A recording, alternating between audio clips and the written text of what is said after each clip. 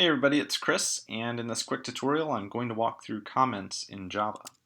So comments are a way for us to add a little bit of annotation or commentary to our source code. And anything we write in a comment will be ignored by Java.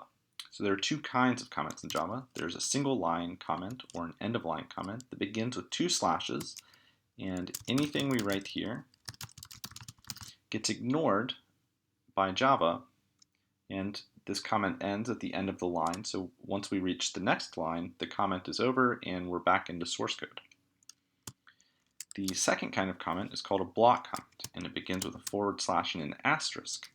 And anything we write after the forward slash and the asterisk, and before we close it, will be considered a part of that block comment. And notice that the end of this block comment is the exact inverse of the beginning of it. We've created a pair that opens the block comment and closes the block comment. And this idea of symbols that open and close each other and them being inverse to each other is something we'll see quite a bit as we explore the Java programming language. For example, we've got an open curly brace here, a closed curly brace here, open curly here, closed curly there, open parenthesis here, close parenthesis there, open bracket here, etc. With comments, it's just the same. You have an open block comment symbol and a closed block comment symbol. One of the cool things about block comments is that they can be multiple lines. They can span multiple lines, and so we can begin adding additional commentary to the top of our file. And this is where, when you go to submit your assignment, before you do so, when you have to add that header to your source code files, you'll put it up in the top of your Java files using a block comment. And again, everything that's in this comment block gets ignored by the program, so we can write whatever we want. Because this closing tag says this is the end of the comment, notifies Java that it's the end of our comment. If we accidentally forget it or leave out a character, all of a sudden Java will think our whole program is a comment, and we'll see some errors being raised by Java, and it gets upset about that. So be sure to close off your comment tags with an asterisk and a forward slash directly after one another.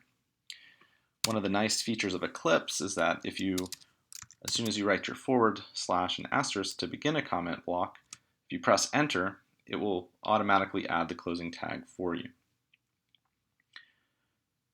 The only other really kind of interesting aspect to comments that might be worth exploring right now is how you can work with them on actual lines of code. So like I said, you can start in a single line comment or an end of line comment by placing two forward slashes here, and now you have a comment.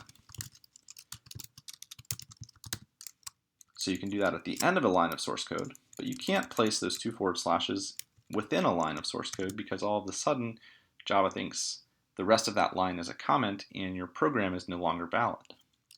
With a block comment though, because we say where it starts and ends, you can place those in your source files, though you'll likely not need to do this. So as a quick recap, we have single line comments, and these exist from the start of when you place two forward slashes to the end of a line. And then we have block comments that begin with a forward slash and an asterisk and end with an asterisk and a forward slash. And these are what we will use to add headers to our programming assignments throughout the semester. If you have any questions about this, feel free to ask on Piazza.